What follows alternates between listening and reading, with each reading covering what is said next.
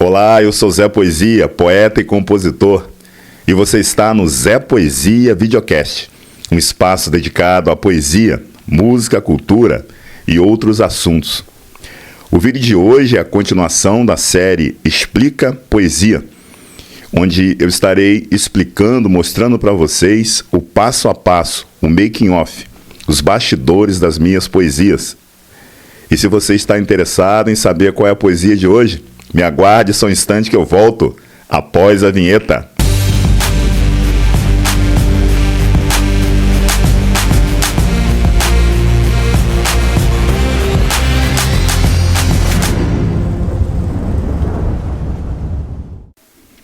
Bem, a poesia de hoje se chama Seios Gêmeos. E a pergunta que todos, fazem: você pensava nos seios quando você começou a escrever essa poesia? Não. O primeiro pensamento que me veio quando eu comecei a escrever essa poesia foi, por incrível que pareça, foi um arqueólogo.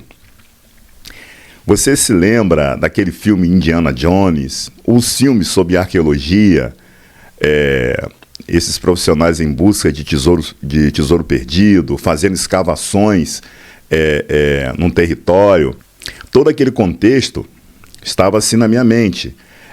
Um conjunto de imagens começou a surgir a partir desse elemento principal. Foi aí que eu comecei a escrever Seios Gêmeos. Eu não vi seios, eu não imaginei uns seios. Seios Gêmeos é simplesmente a consequência desse elemento principal, central, que é a fonte de toda a poesia. E uma das coisas interessantes do contexto da escrita poética é que aquilo que é inusitado, aquilo que está fora da normalidade, digamos assim, porque escrever poesia é um fenômeno de criatividade, e na criatividade você acessa outros níveis, né? Você entra no mundo da ficção, entra no mundo daquilo que é irreal. Então muitas imagens surgem na sua cabeça e você vai, trabalhando essas imagens, vai escrevendo, vai tentando traduzir o que você viu. Então, para deixar claro, eu não estava pensando em seios quando eu comecei a escrever Seios Gêmeos. Eu pensava num arqueólogo. Então eu vou ler a poesia Seios Gêmeos. Ela diz assim: o beijo que deixei no seu rosto não se encontra mais no mesmo lugar. Ele já tomou vida própria e decidiu por si mesmo explorar todas as partes do seu corpo. Em cada ponto ele constrói um enorme acampamento, aprofunda experiências e anota num diário os arrepios de prazer.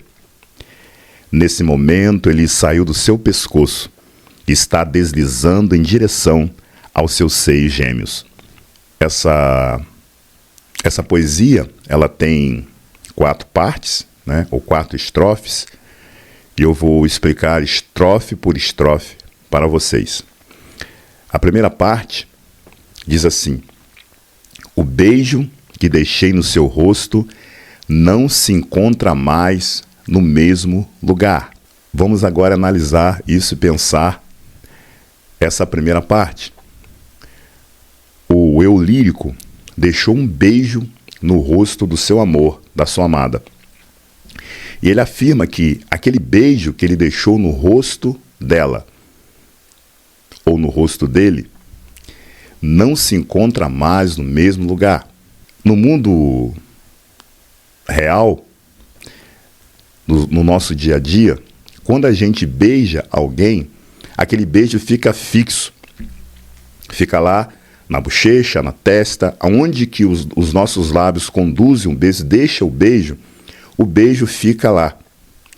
Ele fica lá no estado fixo, ele fica lá estático, parado. Os beijos, os lábios levam o beijo e deixa o beijo numa parte do corpo. Porém, o eu lírico diz que o beijo que ele deixou no rosto do seu amor não está lá mais não. Onde foi parar esse beijo? Que isso? Como que um beijo que você deixa no rosto de alguém não está mais? Parece que à medida que o tempo passa, esse beijo vai tomando posições diferenciadas no corpo daquela pessoa. E a segunda parte, ele vai dizer o que acontece, por que ele afirmou isso no primeiro parágrafo. No segundo parágrafo diz assim: ele já tomou vida própria e decidiu por si mesmo explorar todas as partes do seu corpo. Olha só, aquele beijo não está mais lá, não se encontra no mesmo lugar. O beijo agora, ele tomou vida própria. Ele se recusou a ficar estático, parado naquele rosto. O beijo agora, como que se ele se despertasse, e ele mesmo quer explorar as partes do corpo do seu amor. Vamos falando aqui de um beijo autônomo, um beijo que por si mesmo quer fazer algo. Aquele beijo que estava lá no rosto da amada não se encontra mais. Ele agora se despertou, ele mesmo quer experimentar as sensações e o prazer de estar em cada parte do corpo do seu amor. É como que aquele beijo que foi conduzido pelos lábios, conduzido pela boca. Lembra daquela criança, quando você coloca a criança no lugar e diz assim: fique aí quietinha, parada. E dentro de algum tempo, alguns minutos, aquela criança não está mais lá. Ela desapareceu, ela está em outro lugar, está explorando outros lugares, porque a criança é assim, não consegue ficar parada num lugar só. Ela tem que se movimentar, ela tem que ir aqui, ir ali. Ela tem que experimentar por si mesma as coisas. Trata-se aqui de um beijo, como que de uma criança rebelde, que os lábios deixaram no rosto, mas esse beijo se recusa a ficar somente no rosto. Ele quer ir para outros lugares, ele quer tomar outras direções. E qual é a decisão desse beijo? Explorar todas as partes do corpo do seu amor. Imagina, esse beijo decidiu fazer isso. Ele quer explorar todas as partes do corpo do seu amor. E como que ele irá fazer isso? Qual será a estratégia desse beijo? E aqui agora no terceiro parágrafo, ou terceira parte, o eu lírico começa a explicar qual a estratégia que esse beijo vai fazer para explorar todas as partes do corpo do seu amor. O que ele vai fazer? Vamos lá? Em cada ponto, ele constrói um enorme acampamento. Aprofunda experiências e anota num diário os arrepios de prazer. E aqui, na terceira parte, é o ponto central da poesia, porque essa imagem que me veio à mente foi a origem da poesia. Em cada ponto ele constrói um enorme acampamento, aprofunda experiências e anota num diário os arrepios de prazer.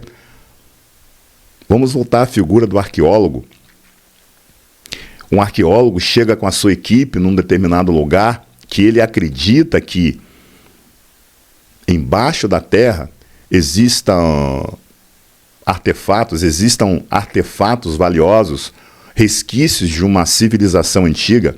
Então ele monta um acampamento naquele local, um enorme acampamento.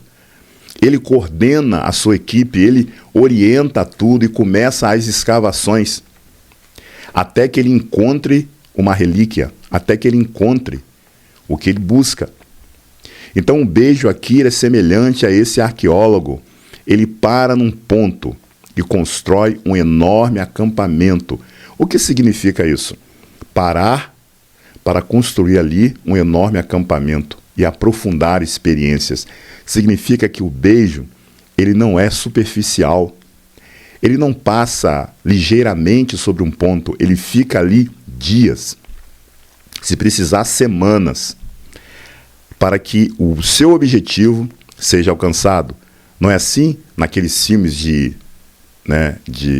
que tem arqueólogos, tipo Indiana Jones ou outros, arqueólogos que vão lá com arqueólogos que vão lá com a sua equipe e ficam ali dias, horas, dias e até um mês, 2 meses, na certeza de que ele irá encontrar objetos, escavações, nas escavações irá encontrar artefatos valiosos. Não é assim? Então, o beijo, como esse arqueólogo, ele não tem pressa de ir embora. Ele vai ficar ali e explorar aquele ponto com profundidade. E o arqueólogo, ele é um observador. E ele vai anotando o que ele vê, o que ele consegue explorar daquela terra. Ele vai anotando o que ele consegue extrair daquelas escavações. Semelhantemente, o beijo. O que o beijo consegue extrair quando ele é demorado sobre a superfície de um corpo? Quando o beijo está num ponto de um corpo, o que ele pode trazer? O que ele pode extrair? Então, um beijo anota. Arrepios de prazer é um dos elementos que ele extrai para si. Semelhantemente, um arqueólogo que extrai peças, vasos, artefatos vários daquele terreno. Então, o beijo anota o quê? O prazer. O objetivo principal do beijo é tirar e explorar, trazer à tona das profundezas o prazer, os arrepios de prazer. E o beijo vai anotando aquilo, vai anotando, ou seja, o beijo vai observando as reações da pessoa com o seu toque. Note agora que o beijo, como elemento personificado na figura de um arqueólogo, na figura de um explorador, na figura daquele que busca explorar, escavar, ir o mais fundo possível para trazer uma relíquia ou relíquias, coisas valiosas. E desta mesma forma é o beijo. O beijo parado ali, o beijo ali descansando, o beijo ali sem pressa de ir embora. E cada momento que ele fica, ele vai extraindo arrepios de prazer. E o beijo anota essas reações. O beijo observa os efeitos que ele causa no corpo do seu amor. O eu lírico, então, tem um beijo diferenciado. O eu lírico tem um beijo fora do normal. O eu lírico tem um beijo extremamente excitante, profundo, cativante e que extrai do seu amor as coisas mais interessantes e prazerosas. E a última parte, a quarta parte, a última estrofe diz assim: nesse momento, ele saiu do seu pescoço e está deslizando em direção aos seus seios gêmeos. Percebe? O beijo autônomo, o beijo rebelde que não quer ficar parado no mesmo lugar, o beijo infantil, aquele beijo que quebra aquela regrinha que fique aqui parado, que eu vou ali e já volto, fique aqui. E quando você voltar, percebe que o beijo não está mais lá, o beijo não está mais naquele lugar. O que acontece? O beijo tomou vida própria e decidiu por si mesmo fazer toda a exploração do corpo da pessoa, do corpo da pessoa.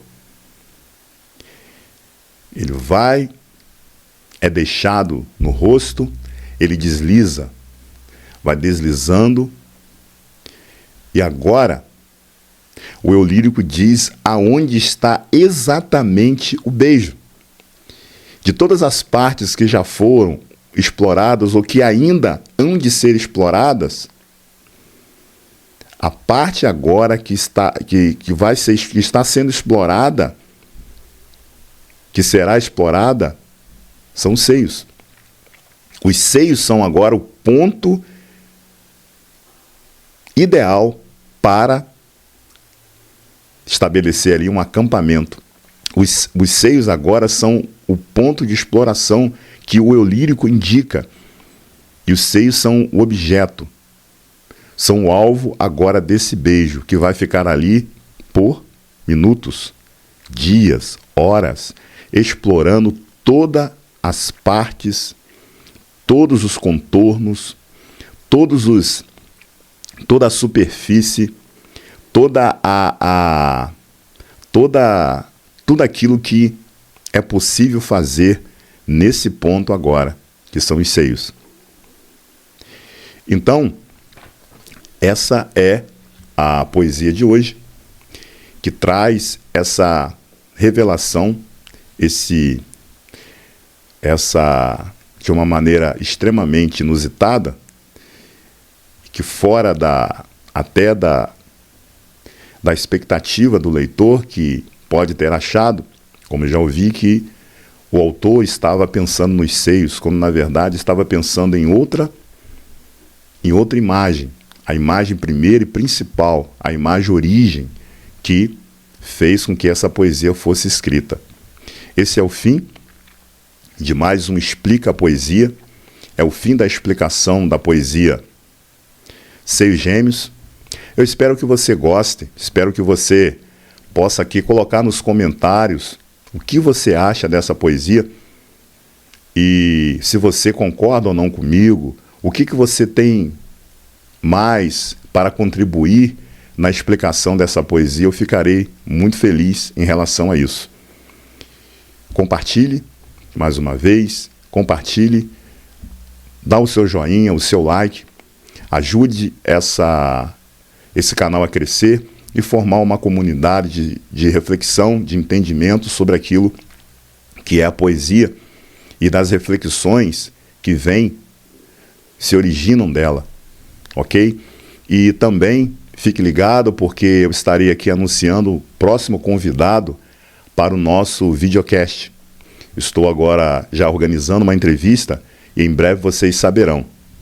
Muito obrigado por tudo, eu aguardo vocês. Até o próximo vídeo.